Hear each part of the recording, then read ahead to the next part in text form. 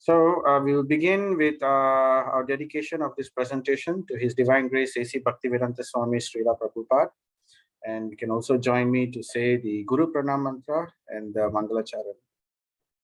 Om Ajnanatimiraandasya Jnananjana Shalakaya Chakshur Militam Yena Tasmai Shri Guruve Namaha Sri Chaitanya Manobhishtam Stapitam Yena Bhutale Swayam Rupa Gadamayam Dadati Swapadantikam Vandeham Shri Guru Shri Yuta Padakamalam Shri Guru Vaishnavam Shri Rupam Sagrajadam Sahagana Raghunathanvitam Tam Sajivam Sadvaitam Savadutam Parijana Sahitam Krishna Chaitanya Devam Shri Radha Krishna Padan Sahagana Lalita Shri Vishakhanvitamscha He Krishna Karuna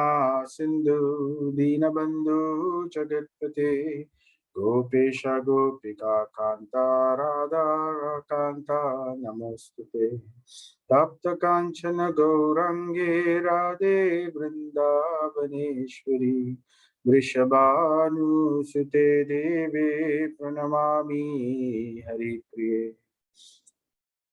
Jayato Surato Pangur Mama Manda Matirgati Matsarvasva Padam Bojau Radha Madana Mohanao Nama Om Vishnu Padaya Krishna Prasthaya Bhutale Srimati Bhakti Vedanta Swami Niti Namine Namaste Saraswati Devi Gauravani Pracharine Nirvishesha Sunyavadi Paschatya Deshatarine Jaya Sri Krishna Chaitanya Prabhu Nityananda Shri Advaita Gadadhara Sri Vasadi Gaura Bhakta Vrinda Hare Krishna Krishna Krishna Hare Hare Hare Rama Rama Rama Hare Hare Hare Krishna Krishna Krishna Hare Hare Hare Rama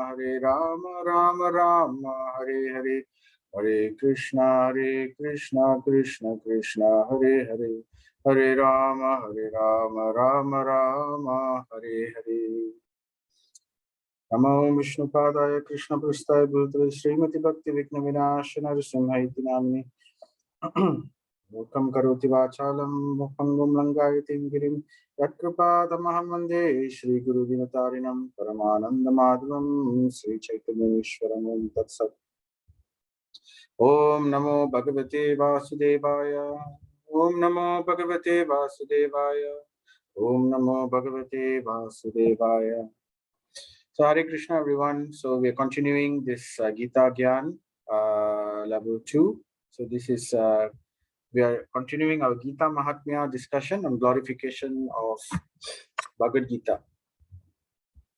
So this is what Lord Shiva continues to Parvati Devi.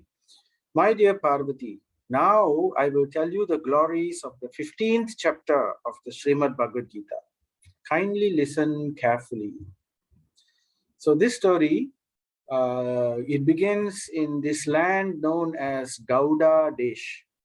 So where is Gauda Desh? So previously, what is now known as Bengal, the eastern part of India, Bengal. So this area, actually Bengal is smaller, but in previous times, the entire region of this area, including Bangladesh and West Bengal and a few other areas within that region, all of this was known as Gauda Desh. And along one of the most prominent river in Gauda Desh is this river called Bhagirathi Ganga. So this is Ganga. Ganga has many tributaries. So this is one of the tributaries of Ganga. Is known as the Bhagirathi. That's the ancient name. But now if you look in the map, they call this Bhagirathi Ganga, they give a different name ever since the British time. So now it's known as the Hooghly River. but is the ancient name for this is the Bhagirathi Ganga. And within this region of Gauda Desh, you will find many beautiful temples. Is a lot of ancient temples also. Prominently, there's the Bishnupur temple in Kalna. So this is the Bishnupur temple in Kalna, a very ancient structure. And here's another structure. This is also a very beautiful temple, very ancient temple. So this is some of the examples of beautiful architecture in Gauda Desh. And Gauda Desh is also the home where Chaitanya Mahaprabhu took his birth. So that area where Chaitanya Mahaprabhu appeared, that is called Mayapur. And that is currently ISKCON headquarters. So we are building a big temple there. So this is the big temple that we are building in ISKCON, Mayapur. As befitting, it's going to be the world's biggest temple. The superstructure is already up. The dome, the building, everything is already up. So now they are doing the inside part and developing the region around. And these are the deities. Sri Panchatattva. This is Krishna, Chaitanya Mahaprabhu in the center, Nityananda in blue, and Advaita Acharya. And then this is Gadadhar Pandit and Srivas. So these five personalities, this is Chaitanya Mahaprabhu, Krishna himself in the mood of Radharani. And this is Nityananda Prabhu, Balaram, Lord Balaram incarnated as Nityananda Prabhu. And Mahavishnu, expansion of Mahavishnu is Advaita Acharya.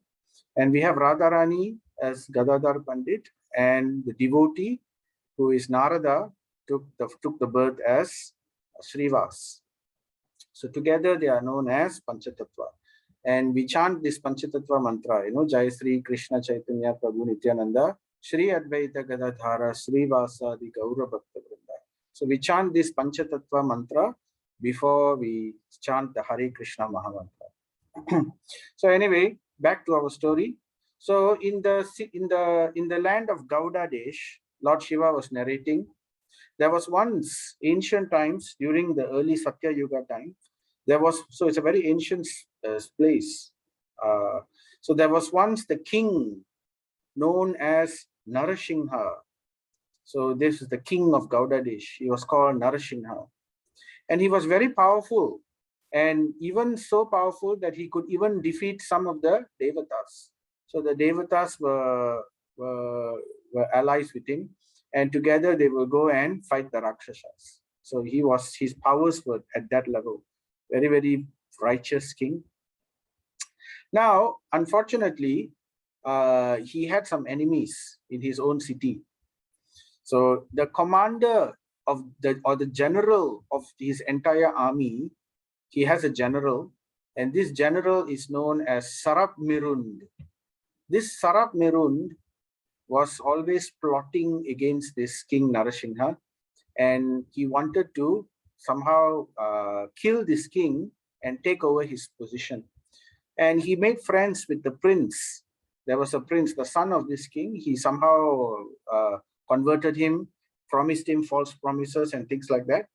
And together they were plotting to try to get rid of this king, and Sarap Mirun, the general, he will become the king. He was very greedy, and in this way he was planning. But by the twist of fate, somehow before he was able to carry out his plan, he developed a disease, a cholera disease, and he quickly died. So he died. But after he died, what happened? Eventually, his soul took position and he took birth as a horse in the land known as Sindhu. Now, Sindhu is in Pakistan, is still there. Previously, this entire region was Bharatvarsha, and it's a very, very beautiful place, mountainy and arid, very, very nice. And that area is very famous for horses. One of the world's beautiful horses are coming from there. So this Sarap Mirund, the general who died, he took birth in his next life as a horse. And He was very, very beautiful horse, very, very wonderful, great qualities and everything, very fast in running and all that. So it so happened that there was a son of a very rich man, a merchant, who was passing by this area of Gaudadesh, and he saw this horse, very beautiful horse, and he was very charmed by this horse. And he thought, I will take this horse. So this was the son of the rich man, the merchant. So he somehow caught this horse, and he thought, I want to get the favor of the king of Gaudadesh. So I will take this horse and I will sell this horse to the king of Gaudadesh. And in this way, I'll get his favor. So he brought this horse to the king of Gaudadesh. This is the very same king where in the horse's previous life, as Sarap Merun, the general, wanted to kill this king and take over his position. So just see the twist of fate, how the very general who wanted to kill this king, he died, and then in his next life, he became a horse, and he was sold to this king by this person. So this is the twist of karma, how karma works. So anyway, the king was very happy to receive this horse. He purchased this horse at a very high price. And then the merchant sold this horse to the king. And the king became very happy, and he started training with the horse. One day, the king went hunting with the horse. And he found some deer, and he chased off this deer with it. And after some time, he was chasing so much. The horse was a very fast horse. He left all his other soldiers and all behind. He was traveling so fast that the rest of them couldn't catch up. So eventually, he was alone, and while chasing the deer, eventually he came to a very lonely spot within the forest. Now, within this forest, this area where there was lake and there was a river, and he was very, very thirsty. And then he dismounted from the horse, he got down, and he wanted to take rest. So there were some rocks nearby within the river. And so he sat near the rocks, and he wanted to take a bit of rest. Now, suddenly, while he was sitting there, enjoying the scenery, drinking the water, and having a rest, there was something which was flying and fluttering in the air. And this fluttering thing, it looked like a parchment, like a piece of paper. Those days, they don't have paper. It's a parchment, right? And this parchment came and hit him on his face. And the king took this parchment, and he could read. It was in Sanskrit, so he could read. And as he read something. He didn't complete reading, but he could understand that this was something very holy, a holy scripture. Actually, he was reading a piece of verse coming from the 15th chapter of the Bhagavad Gita. So he didn't even complete the sloka. He was just reading half the sloka, and suddenly he heard a loud neighing noise. So he heard a neighing noise, and then he turned and he looked, and he saw that his horse suddenly fell down, and the horse died. And not only the horse died, suddenly amazing shining personality emerged from this horse. Actually, the soul of the horse, previously he was the general, Sarap Merun. So this horse, when he died, his soul suddenly transformed into a shining personality, and a heavenly aeroplane from Vaikuntha came, and this shining personality, four-armed form, entered into this aeroplane and flew away back to the spiritual kingdom. So then this is what happened, and this is what the king, this is what the king saw, the King Narasimha. And he was amazed. How is it that this horse suddenly died and he attained such a wonderful position? So this horse, this Sarap Merun, the general, he attained the position of Sarupya, having the same form as the Supreme Lord, and he also went back to the Supreme Abode, to Vaikuntha. So he got Salokya Mukti and Sarupya Mukti to live in the same planet as the Supreme Lord. And when he saw this, the king was amazed, and he was wandering about within that region. So he was walking. Now he doesn't have a horse. So he was walking about the region. And while he was walking, he came across a very beautiful ashram. And within this ashram, it was surrounded by very beautiful fruit trees. Many fruit trees were there. And he could see that there was a lot of animals, and they were all very peaceful. And this entire area was just having a very peaceful atmosphere.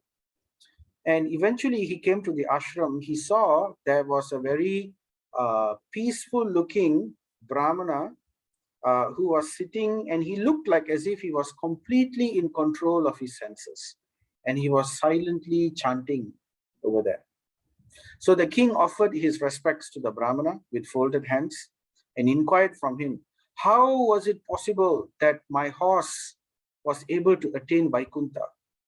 So the king thought that this Brahmana would know why this happened, because he looked like he was very spiritual and he could understand. And so therefore he was asking him this question. So the Brahmana introduced himself. His name was Vishnu Sharma. And he replied, "O king, you should know that previously this horse was not your horse. Before he got this horse body, this person was actually your general, Sarak Merun. And he died, though he wanted to take over your position, but he died. And after he died, due to his sins, he received this body as a horse." So anyway, what happened was, though he died, that was nothing. Why he died was because the moment you spoke the words which you received from the parchment, which flew around and hit your face, over there was a Sanskrit words. The moment you spoke it, this horse which was nearby was able to hear whatever that you were speaking. And just half a sloka of what you spoke entered into the horse's ears, and it was enough that it destroyed the existing karma of this horse. Not only it destroyed all the karma, it also was able to liberate him, and in this way he was able to attain mukti. So that's how he attained Sarupya Mukti and Salokya Mukti. So, and the verse that you read was nothing else but the chapter of the Bhagavad Gita, the 15th chapter of the Bhagavad Gita. So such was the power of this chapter. So the king was amazed to hear this. So he offered his respectful obeisances. And then he said, "Please teach me also how to recite this. If just simply by hearing this chapter 15 of this Bhagavad Gita, half a sloka, so easily fallen sinful creatures, when they die, they are able to attain the supreme abode." So it's not ordinary, for the horse to go back to the spiritual world, because he happened to die. And when he happened to die at the same time when this sloka of the chapter of the Bhagavad Gita was being spoken. So it's very important at the time of death. So whatever we hear, we remember, we think at the time of death, that is very, very powerful. So because the last thing that the horse heard was this Bhagavad Gita sloka, he was able to attain mukti. So that's why it's very important in a spiritual culture, when people are dying, we recite the Bhagavad Gita or we recite the Srimad Bhagavatam. So in this way, right, we want to maximize their benefit. So the king, he was so moved by this situation that he said, let me be your disciple. Please teach me this Bhagavad Gita chapter 15 verse. So the Brahmana, Vishnu Sharma, he agreed, and he taught this king Narasingha this chapter, 15th chapter of the Bhagavad Gita. And in this way, he was every day reciting this chapter of Bhagavad Gita. And he went back to his kingdom, but very quickly he installed his son as the next king, and he decided to give up his kingdom, and he retired to the ashram of this Brahmana. And he was, at this time, he was also quite old. So he completely dedicated his life in pursuing devotional service under the guidance of this Guru, Vishnu Sharma. So Lord Shiva was saying, where he recited regularly the 15th chapter of the Srimad Bhagavad Gita. And very quickly, what did he do? He was able to attain the lotus feet of Sri Vishnu. So what does it mean to attain the lotus feet of Sri Vishnu? So attaining the lotus feet of Sri Vishnu is actually higher than liberation. So the devotees are not interested in simply getting liberation. Liberation means simply freedom from the cycle of birth and death. They are able to go back to the spiritual world. But that is not the goal of life. The goal of life is basically to understand that what is our actual position as the soul. So the goal of life is to develop bhakti, prema bhakti. So bhakti or devotional service for the Supreme Lord. That is what it means to attain the lotus feet of Sri Vishnu. And that can be attained when one follows the path of bhakti and one surrenders to the Supreme Lord, right? By like how this king Narasingha did. So by following this bhakti process, due to his great fortune, he accepted the Guru, he chanted this Bhagavad Gita daily, and in this way he performed his devotional service for the pleasure of the Lord. And when he died, he was also able to attain. So when he died, a very special aeroplane again came back from the spiritual world, and he also attained the four-armed form. But this form that he attained was better than what the horse attained, because together with this form, he also received bhakti, devotional service. His heart became transformed. So not only he was able to enter the kingdom of God, because he had devotional service in his heart, he was able to remain there forever. So that is the ultimate goal of life. So it's a very nice story spoken by Lord Shiva to Parvati Devi. So we can understand here from this story that, you know, how karma works. So death is not the end. Again, many stories we have heard already. So all these stories have one thing in common. They all talk about how karma is continuous, that we take birth after birth after birth. Death is not the end. So the only way to end death is to somehow come in contact with the Supreme Lord, either in contact with his devotees, or in contact with the Bhagavad Gita, or in contact with his anything to do with the Supreme Lord. So in this way, they are able to break the cycle of birth and death and go back to the spiritual world. But to do further, to go on and take up the path of bhakti and to follow this bhakti process very nicely, that is even greater. So not only they attain the Supreme Lord, they attain his lotus feet, which is to be his eternal servant. So the goal of this of all jivas, right? So when we say everything has a purpose in life, in this creation, everything has a purpose. So we can say, what is the purpose of sugar? The purpose of sugar is to be sweet, right? So you cannot change that quality of sugar. What is the purpose or dharma of fire? To give light and to give heat, right? So otherwise fire has no meaning. So what is the purpose of the soul? So the purpose of the soul can, you know, due to his various desires, he can take up many types of bodies, and he can do many things. He can do different things. He can become Indra, he can become Brahma, he can be born as a human being, he can pursue so many different things, he can become a king, whatever. But that is not the purpose of the soul. So just like fire, the purpose of fire is to give heat and light. The purpose of sugar is to give sweetness. So the purpose of the soul is given in the scriptures. Jivera Swarupa Hoy Krishnera Nityadas.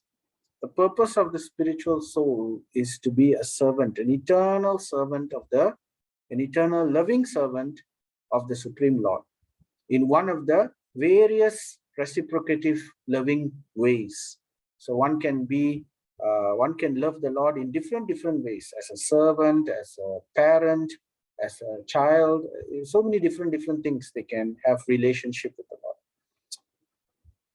So that is understood to be one of the glories. So this is the glory of chapter 15, how it was able to purify sinful people just simply by even hearing half a sloka. So what to speak of someone who recites this with faith every day? Right, so that was the story in glorification of the chapter. So now, okay. So now we can have a summary of this chapter.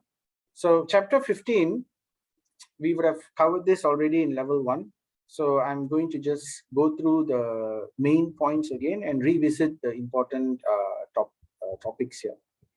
So it begins, chapter 15 is known as the Yoga of the Supreme Person. So in other words, in Sanskrit, Purushottama Yoga. Purushottama comes from the word Purusha and Uttama. Uttama means the supreme or the topmost. Purusha means the personality, the personality who's the greatest enjoyer. So in other words, this is another name of the Supreme Lord Krishna, the Supreme Person. So what is this, the understanding about this?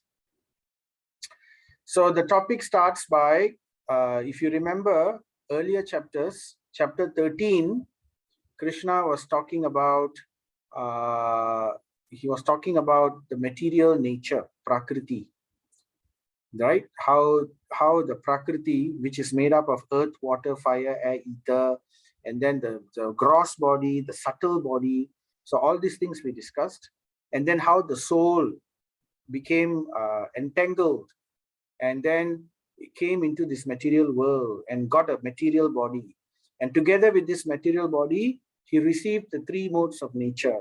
So all this we understood.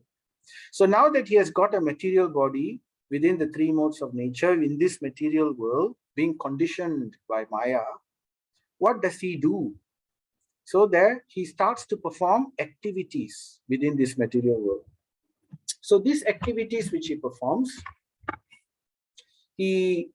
as he performs these activities, he gets trapped in the network of karma, because for every activity there is a reaction. So therefore there is a reaction, and whatever activity he performs, he has to experience the reaction of that activity. And therefore he continues doing activities. Because of the reaction of the activity, he in turn performs further, continuously performs activities. And the fuel for all these activities is his desire. So the jiva, he wants to enjoy, or he wants to lord over matter, or he wants to satisfy his different impressions and desires. So therefore he performs his activities and he gets trapped by the network of karma, and he goes on and on and on like that. So an example is given of how these activities are like a great network. So this chapter begins by this verse. We discussed this previously, how these activities that we perform in this material world are like a upside down tree. So everything is upside down within this material world. What we think is, because we are pursuing our desires, which is taking us away from the Supreme Lord. When we want to enjoy this material world, so this kind of desires are bringing us away from the Supreme Lord. So therefore it's like an upside down banyan tree, with the roots going upwards and the branches going downwards. So that verse is given here. Sri Bhagavan Uvacha Urdhva Moolam Adashakam Ashvatam Prahur Avyayam Chandamsi Yasya Parnani Yastam Veda Savedavit.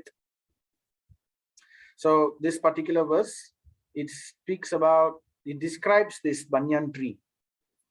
How this banyan tree has roots which are Urdhva Moolam. Mula means roots, and it is going upwards.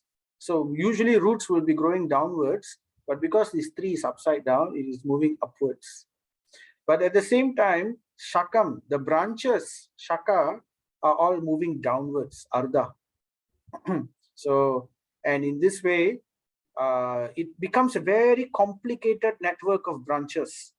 So, as I said, our karma or our activities is a very complicated matter. For every action, there is an equal and opposite reaction, and a lot of them will overlap one another. So, and some of these reactions will not even come at the same time. We will have to wait for some time, sometimes even many years, or even different lifetimes before we get the reaction of that particular action. So it becomes a full network, very complicated network. So if you have seen a banyan tree, in Tamil they call it Arasamaram. So a banyan tree is a very complex network of branches and roots which are growing everywhere. So our karma is described like that. So what we are doing, we are trying to do these activities. Why? Because we are all searching for something.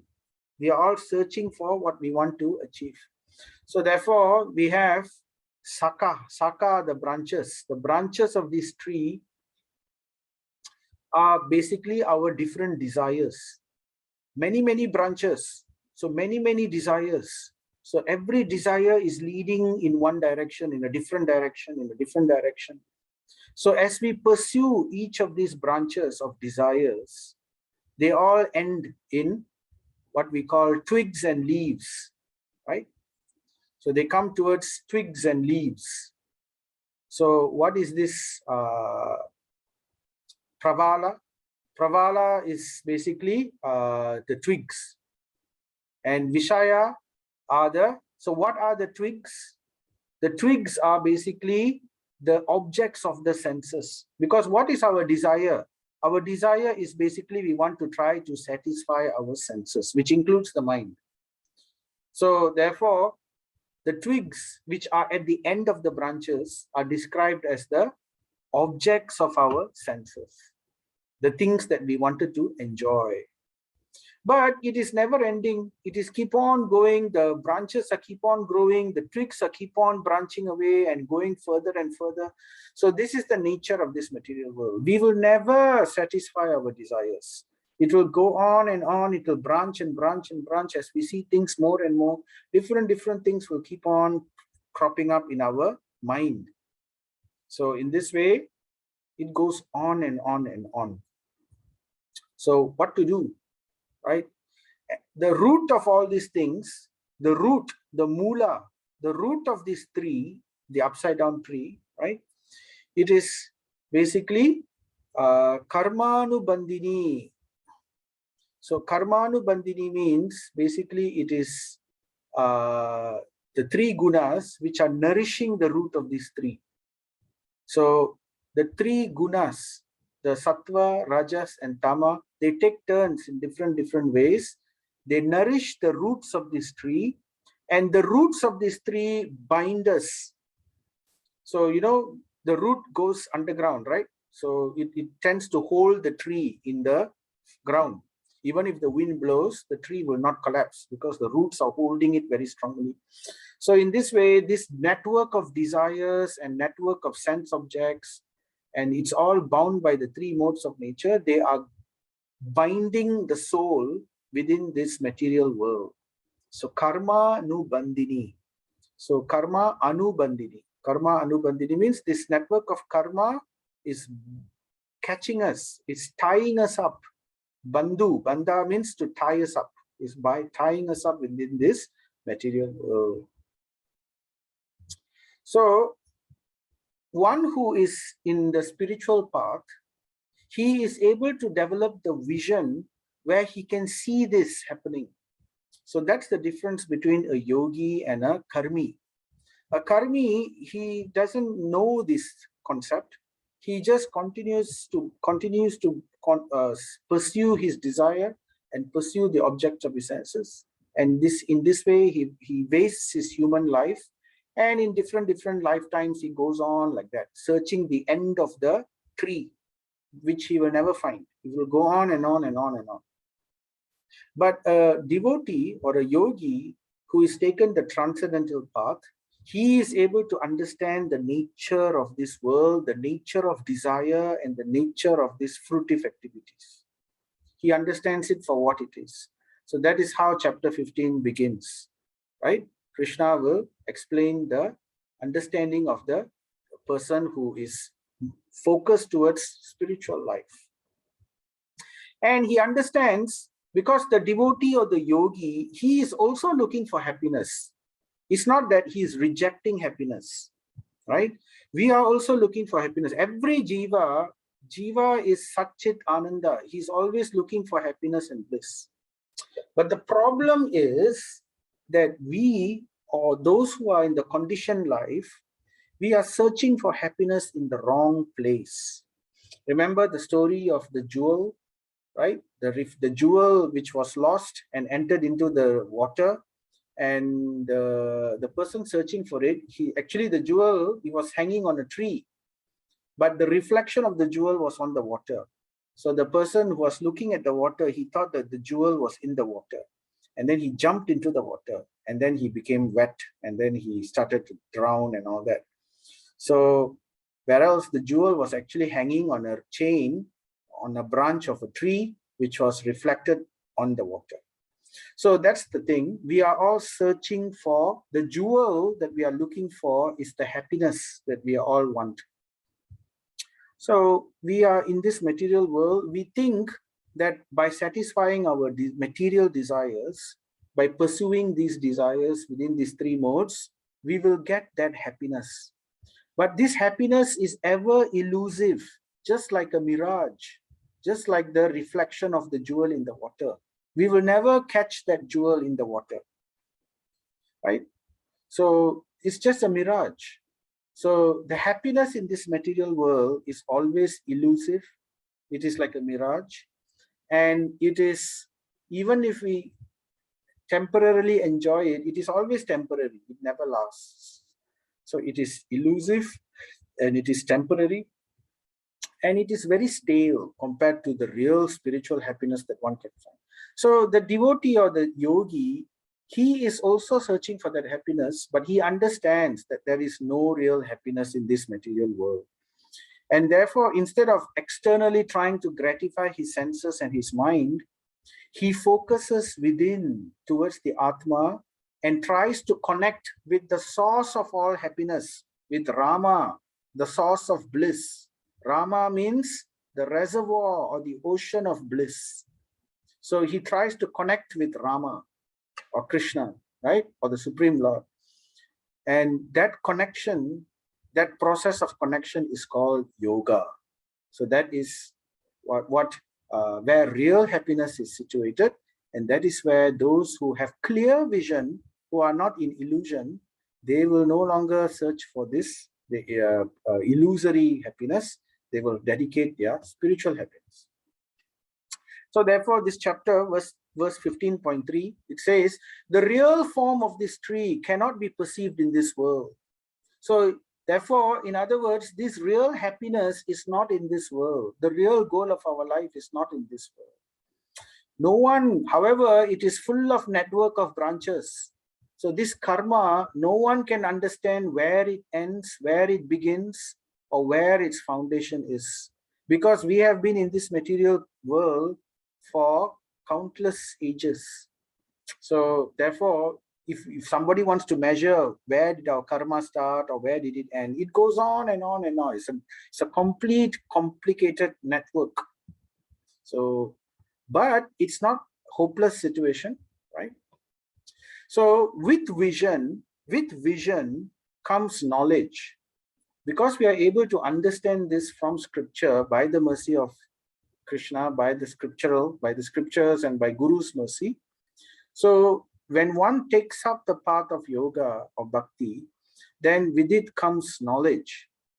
And with this knowledge, as our knowledge grows, we understand the means, the way to escape this. And it also strengthens our faith and destroys our doubts. And therefore, our determination becomes stronger, it becomes focused, and it becomes very sharp. So our intelligence and our determination becomes very sharp. It becomes sharp like an axe. So therefore, Krishna describes this axe as asanga shastrena. So this shastrena means weapon. So this weapon, right? We can use this weapon of this determination and knowledge, and we can cut down this great banyan tree of karma. So, and the way to do that is described. So that is the path of yoga. And this is actually the goal of life. So if we take a human birth, our birth, the real purpose, because human birth is very rare, we would have taken many, many different births in various species of creatures, right? There are 8.4 million species of broad species of living entities in creation, right? And out of that, 400,000 variety are human form. And the human form is very rare. And it's just 400,000 only out of 8.4 million species. So it's very rare and it's not easy to attain. But once it's attained, it's the goal of that human life. By this human life, one can cut down this tree of cycle of karma. So therefore, this is what the chapter says. So Krishna says, so this is the tree, yeah? This is the example of the tree. So artistic impression, how it's very complicated, branches, leaves, twigs everywhere, right? So it's leading into various desires, our desires of economic development, desires of religiosity, or desires of name, fame, glory, or whatever, sense gratification. All these various things are leading it. So therefore Krishna says, one must seek that place from which, having gone, one never returns. So there is real happiness. It's not in this material world. It's not in the material creation. It is there in the spiritual creation. This material creation, it is but nothing but a perverted reflection of the spiritual world. So it's like the example of the banyan tree, which is reflected on water, right? So we are searching for the fruit of the banyan tree in the water, where actually the real fruit is in the banyan tree itself. So therefore, that's what Krishna says. Come back home to my spiritual kingdom. So there you can, once you have gone there, right, you will not return. And there, you surrender to the Supreme Personality of Godhead. So the goal of human birth is not to just simply go back to the spiritual world. It is to surrender to the Supreme Personality of Godhead. Because when we surrender, then we will develop bhakti. By bhakti, we can remain forever in the spiritual world and experience ananda or bliss, which is so amazing, which we cannot even imagine. And that is the ultimate satisfaction of our goal of life. So surrender unto the personality of Godhead, from whom everything began and from whom everything has extended. So surrender to who? Surrender to the Supreme Lord. And who is the Supreme Lord? The Supreme Lord is one whom everything began and everything has extended since time immemorial. So not just any person or any great personality, to the Sarva Karana Karanam, the cause of all causes, who is none other than Govinda. So therefore Brahma prays, Govindam Adi Purusham Tamaham Bhajami. Let me offer my worship to the Supreme Lord Govinda. So who can understand Purushottama? So how to understand the Supreme Personality of Godhead, right? So we can understand, right? Here we said, from whom everything began and from everything has extended. So Krishna continues, 15.5. Nirmana moha jita sangadosha adhyatma nitya vinivrita kamaha vander vimuktaha sukha dukkha samyer gachanti amuda padam avyayam tat. So he says, who can understand the Supreme Personality of Godhead? Who can understand Purushottama? Those who are, number one, free from false prestige. Nirmana moha jita. So moha is illusion. So free from the illusion free from false prestige, mana, and false association, sangha. So sangha is false association.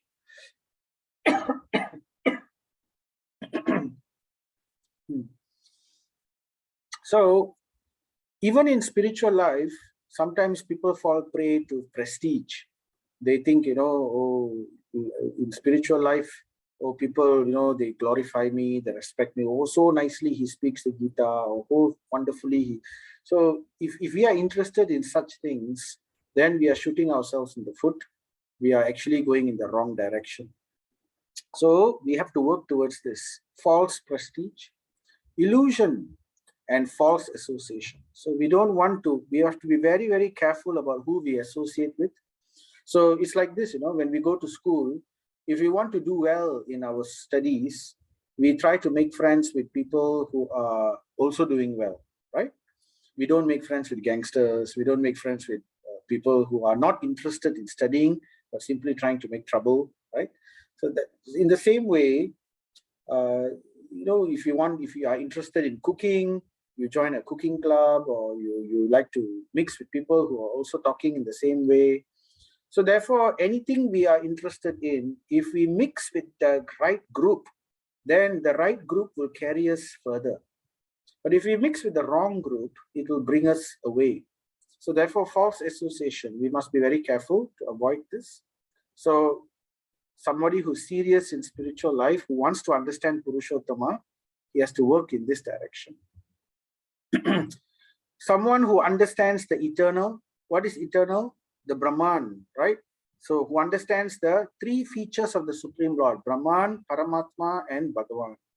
And to understand that the Supreme Lord is eternal, that he is also eternal, Jiva. So to know about the Jiva, about the soul, and to know about the super soul, the Supreme Paramatma, and to know about the Supreme Lord, the source of the Paramatma. So this is to understand eternal, one who understands. So how do we understand these things? From scripture. Scripture will give us information about these topics. Who are done with material lust. So by getting this knowledge, by knowing the eternal aspect of it, and by performing spiritual activity, our material lust, our desire for material lust diminishes. And by doing this, who becomes freed from dualities of happiness and distress. So what happened? Dvandver vimuktaha sukha dukkha samnye. That means free from sukha and dukkha, happiness and distress. So these are called dualities. We are always disturbed by dualities. For example, tyaga and bhoga. One day we want to enjoy bhoga. Oh, I want to enjoy. Then suddenly, sometimes we will say, okay, I'm tired of this. Just like somebody, if we watch a movie, how many times can we watch the movie again and again and again? We will get tired of it, right? So bhoga is trying to enjoy, and it's always followed by tyaga. Temporarily, we become, okay, I don't want to do anything. I just want to be left alone. So we come into that kind of mood. So enjoy, and then renounce. Enjoy, renounce. So this cycle goes on. So like that, happiness, distress. So wherever there's happiness, certainly distress is about to follow. So when this is always a cycle, isn't it? One doesn't remain happy all the time. So these are called dualities. So one who is freed from dualities, how does one become free? This is a very advanced level of spirituality already. So at a higher stage, at the stage of liberation, one becomes freed from dualities. One who is unbewildered, know how to surrender to the Supreme Person. So therefore, we have to come to this level by following the process given in the scriptures, the yogic process of bhakti, the devotional service. By performing devotional service, we will one by one able to come to the level of liberation, Brahma Bhuta Prasanatma. When we come to the point of liberation by performing devotional service, then we will be able to fully surrender to the Supreme Lord and enjoy pure, full devotional service of the Supreme Lord. So that devotional service becomes the very source of bliss. So in the beginning, devotional service is our way or the medicine for us to be cured of this disease. But after attaining liberation, that medicine, that devotional service becomes the nectar, becomes the amrita, becomes the very thing that we want to enjoy with the Supreme Lord, that devotional service itself. So in the beginning, we are conditioned. So we are conditioned at the moment. So how to do all these things, how to come to understand the eternal, how to be free from material lust, how to be free from duality, how to be unbewildered. So therefore, Krishna gives the explanations. He gave earlier the processes of yoga, right? The bhakti, how to attain. But basically, what is the goal of all this bhakti? How do we come out of this? How do we attain this level of liberation? So to understand this, right, remember, we have to remember the Lord. The goal of spiritual life is to always remember the Supreme Lord. So how to remember the Supreme Lord, right? So, but before we talk about that, let us talk about how we became conditioned. So a bit of recap again from what we did previously also. So remember, Krishna says, Mamai Vamso Jiva Loke. This was in chapter 13. Jiva Bhuta Sanatan. Sorry, this is chapter 15, verse 7. Mamai Vamso Jiva Loke Jiva Bhuta Sanatana Mana Sastani Indriyani Prakriti Sthani Karshati. So he says, the living entities in this conditioned world, they are all actually part and parcel of me.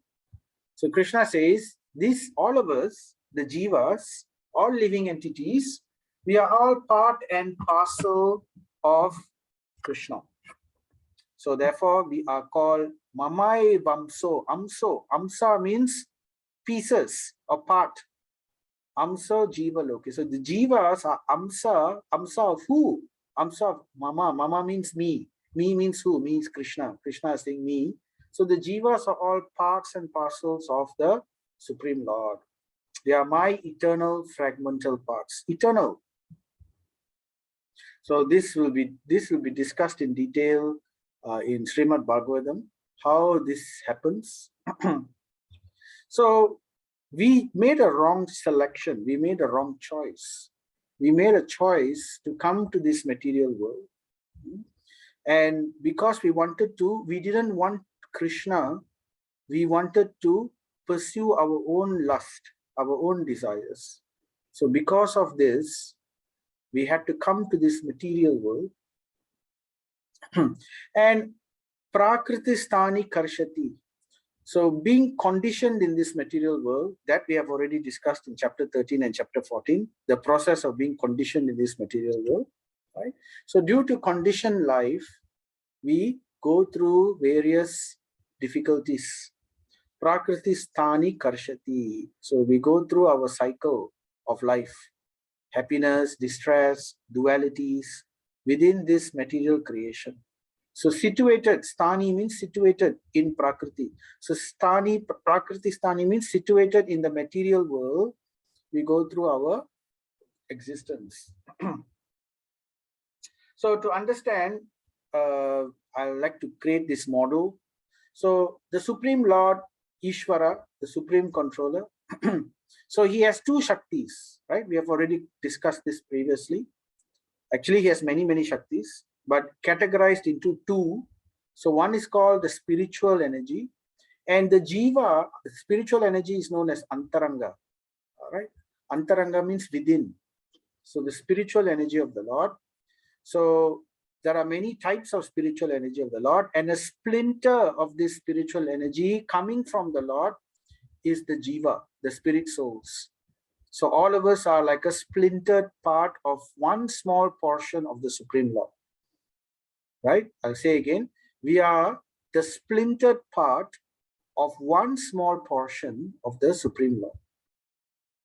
So Mamai Vamso Jiva Loke, Jiva Bhuta Sanataha. So these are the Jivas. We are spiritual in nature, just like the Supreme Lord. An example is like the sparks of the fire. The sparks and the fire are the same thing, but the spark is not the fire, but the spark comes from the fire, and it has the same nature and quality as the fire.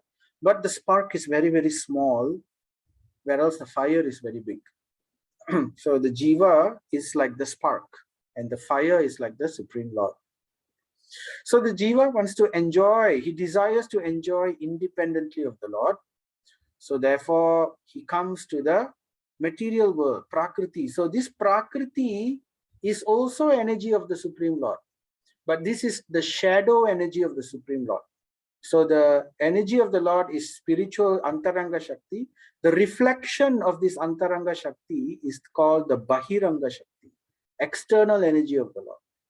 So that is Prakriti. So shadow is always dark. Antaranga is always bright, right? Shadow is always dark. So that's why the material creation is dark.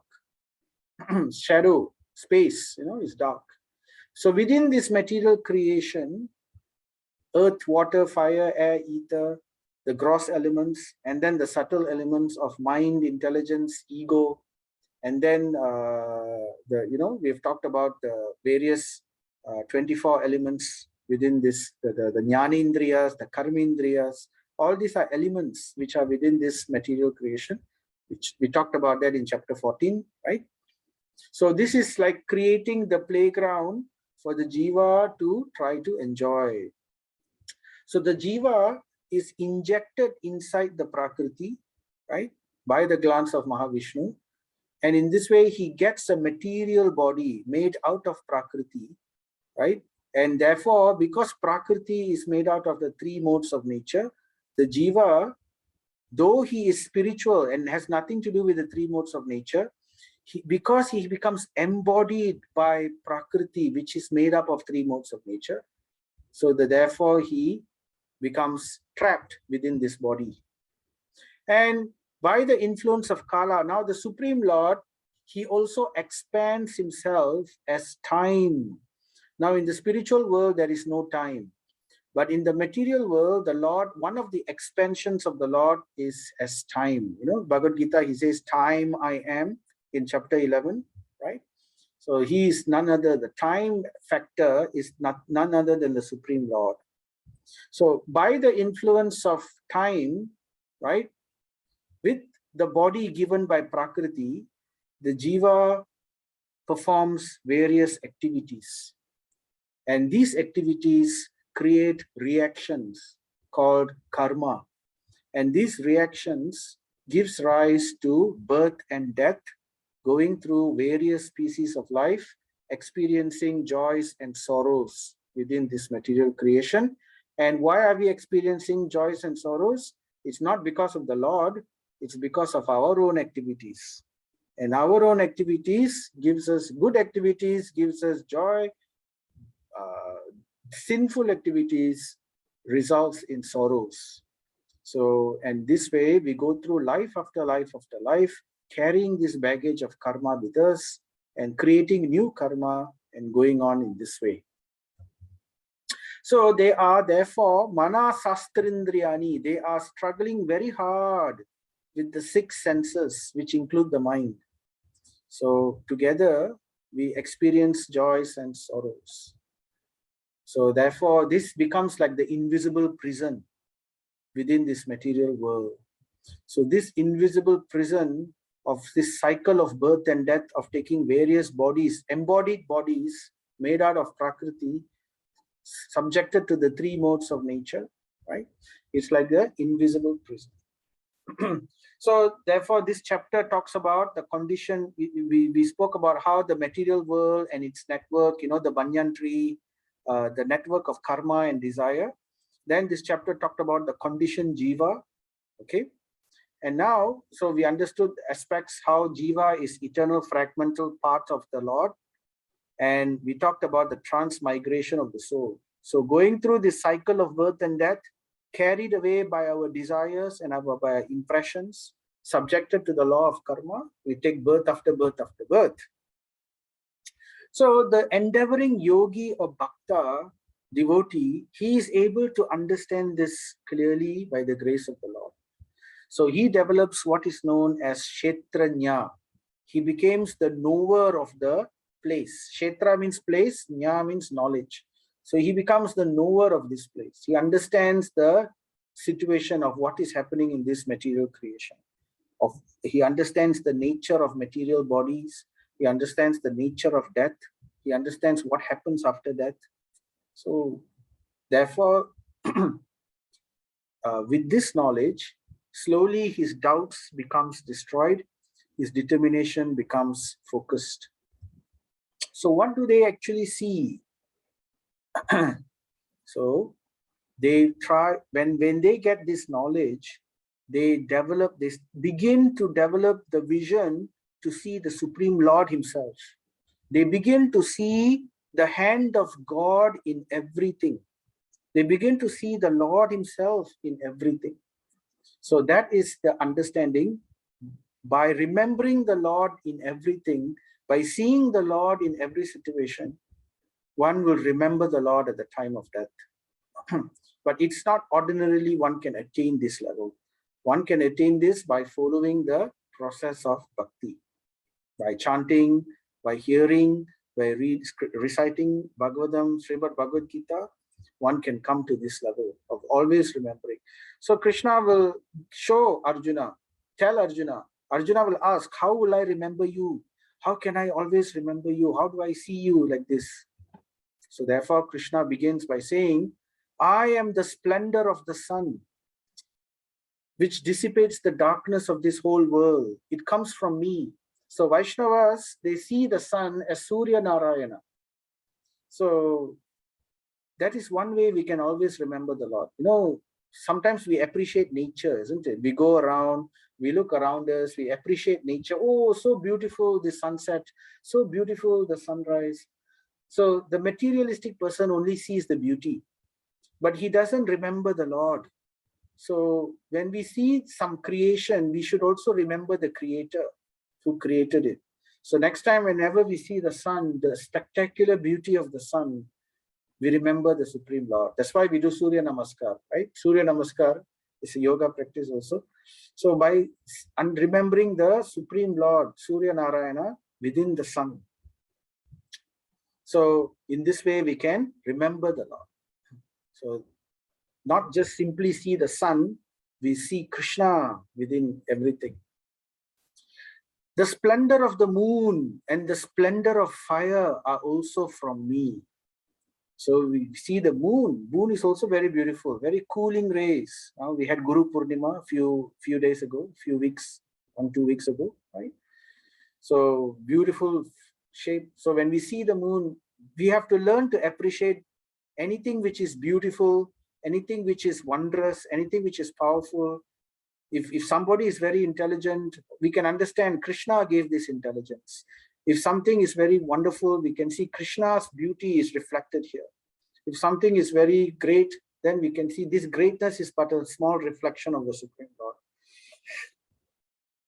So therefore, he's helping us to understand, to see divinity in all beings and also to see divinity within all creation. I become the moon and thereby supply the juice of life to all vegetables. So the moon has a very important role to play. It's very, very invigorating, you know. So that's why in Vedic times, it's Purnima time is a very nice time to be outside. We should as much as possible get moon rays. The scientists know about sun rays, you know, they say vitamin D, it helps us to become happy. The moon ray is also very powerful. It soothes the mind. It's very cooling to the body. It nourishes the dhatus, the cells. It supplies juice to the vegetables, taste. So it's very, very nourishing. So like that, Krishna will go on and on. He will talk about how the orbit of the planets are due to me. I am maintaining all the planets in the orbit. So if the earth is revolving around the sun or whatever, right, it is all due to the mercy of the Lord. And Krishna says, never mind about the planet. When we look up and we look at the stars, we see everything and we remember the Lord. But Never mind about looking outside. What about us? When we want to eat something, every day we are hungry. Every day we have to eat food. How does that food digest in our body? If we take that food and we stuff it into a tube and into a bag, what will happen? The food will rot. But why is it when we stuff it into our mouth, into our bag of stomach is like a bag, it doesn't rot? It in fact digests and it gives us nourishment. So Krishna says, I am that fire of digestion within our body. It is by his mercy that we are able to enjoy. I am the very air of life that breathes into our body. So in this way, we can remember and appreciate the Supreme Lord. And Krishna also says, this is a very famous verse, Sarvasya chaham hridisani vishto matta smritirjnanam apohanam cha vedaischa sarver aham eva vedyo vedanta krit veda vid eva chaham. So this verse, 15:15, very famous verse. It says, translation is, Sarvasya chaham hridi sanivishto. So I am seated in everyone's heart, hridi sanivishto. So aham, I am situated in the heart, hridi, of everyone, sanivish. And from me come remembrance. Mata smritir, from me comes smritir, remembrance. Jnanam, knowledge. And apohanam, forgetfulness.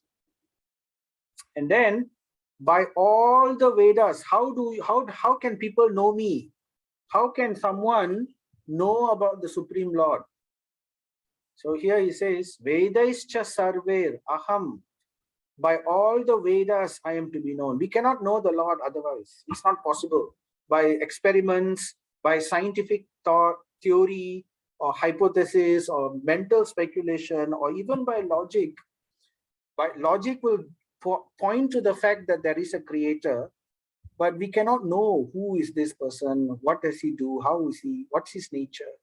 So therefore, by all the Vedas, I am to be known. By scripture. And indeed, I am the compiler of the Vedanta. So these Vedas come from who? It's not by anyone. The Lord himself compiled these Vedas so that we can know about him. And I am the knower of the Vedas. So he knows the full understanding, and therefore, the Supreme Lord is to be understood from scripture. So therefore, back to our model, right? So remember, from here, the jivas are coming from the Lord. So the jivas coming from the Lord, there are two types of jivas, two classes of jivas. One class of jiva, right, they are known as the Nitya Siddhas. Nitya Siddhas means they are always liberated. They are always in the spiritual world. Why they are always in the spiritual world? Because they are always serving the Supreme Lord. They are always thinking of the Supreme Lord. They never forget the Supreme Lord. They are always remembering him. So because they have bhakti, why is it they are always remembering him 24 hours? Because they have bhakti. So, and this bhakti, they have developed what is called prema. Prema is the pinnacle of bhakti, prema bhakti. Because they have this prema bhakti, when they see the Lord, they want to serve him, they want to be with him. So they want to have loving relationship with him. So they are always remembering him all the time. So they are called Nitya Siddhas. Now there is another class of being. This class of being, instead of looking at the Lord and wanting to serve him and wanting to be with him, these jivas, when they look at the Lord, they develop envy. Oh, this Lord is so powerful. This Lord is so great. He is enjoying so much. Let me also enjoy. Let me also develop this kind of powers. So instead of love, prema, they develop envy. So this becomes kama, lust. So because of this problem, and why do we do this? Because of our choice. So there is a choice we make. So when we choose to satisfy our lust, right? So we cannot remain within the spiritual energy of the Lord, which is all revolving towards the service of the Lord. So therefore, the only other option is for us, to come to the material energy, to the Bahiranga Shakti. So when they want to enjoy separately or independently from the Lord, Bahiranga Shakti is creating the material world Prakriti, and therefore the jivas come to the material world, right? And in the spiritual world, every living entity is called Akshara, infallible, but in the material world, every living entity is Shara, fallible. They can fall, they become conditioned. In the spiritual world, we are free from the three modes. But when we come to the material world, we become conditioned and we become fallible. So Akshara and Shara. So we have chosen to come to the material world, therefore we are Shara. And this verse continues. But besides these two jivas, besides these two, there is the greatest living personality, the Supreme Soul. And this imperishable Lord himself, who has entered into the three worlds and is maintaining them. So besides the jiva, there is the Param Jiva, Supreme Lord. He is not jiva, he is Ishvara. So therefore, he is the Supreme Lord. So there is jiva and there is Ishvara. So these are the living entities. The jiva, the Supreme Lord, is also a living entity. So 15:18, Yasmad Sharam Atito Aham Aksharat Apichotamaha Ato Asmi Loke Vedecha Pratita Purushottamaha. Because I am transcendental beyond both the fallible and the infallible, and because I am the greatest, I am celebrated both in the world and in the Vedas as that Supreme Person. So this is to prove the position of the Supreme Lord. And for one who knows this, right, by the process of devotional service, what happens? So this nice verse. Whoever knows me as the Supreme Personality of Godhead without doubting is the knower of everything. And what will he do? He therefore engages himself. Sa sarva vid bhajati mam. He engages himself in full devotional service to me, O son of Bharata. So all his doubts are destroyed. His faith has become so strong that he dedicates his goal, his mind, his intelligence, his senses, everything he dedicates his entire life in devotional service. Just like the example of the king. We saw in this story how the king eventually, by following the process of bhakti, he eventually gave he took up full devotional service. So, and this is the most confidential part of the Vedic scriptures. This information which we are talking about the goal of life, this is the most confidential. Why confidential? Because not every, this information is not obviously put. Because the jivas came to this material world, they didn't want to enjoy with Krishna. They didn't want to serve Krishna. They came here to serve themselves. So the jivas don't want to know about all these things. But still, the jiva needs a manual in this universe. They want to operate the universe. They need a manual. So Krishna gave the Vedas. So most of the Vedas is to satisfy the desires of the jiva. But within the Vedas, he also gives this confidential information. So as they are reading the Vedas, they may come across this.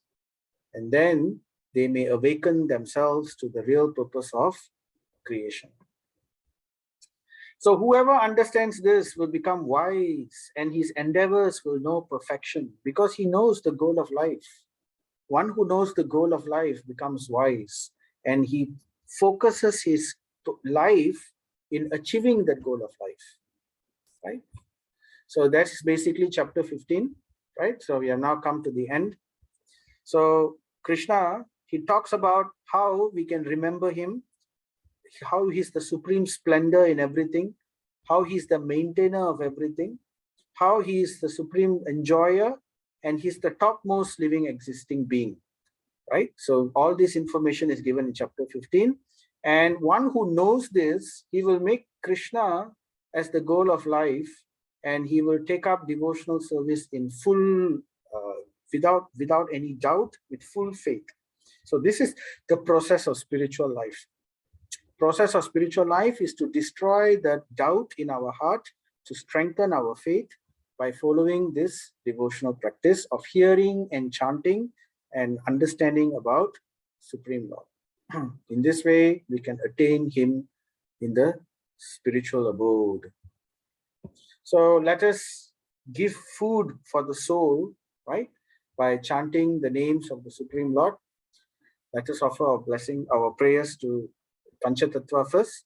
Jaya Sri Krishna Chaitanya Prabhu Nityananda Sri Advaita Gadadhara Sri Vasadi Gaura Bhakta Vrinda. Hare Krishna, Krishna Krishna, Hare Hare, Hare Rama, Rama Rama, Hare Hare. Hare Krishna, Krishna Krishna, Hare Hare, Hare Rama, Rama Rama, Hare Hare. Hare Krishna, Krishna Krishna, Hare Hare, Hare Rama, Rama Rama, Hare Hare. Om Tat Sat. So Hare Krishna, thank you. That was concluded the chapter 15, Gita Mahatmya. Any questions from anyone?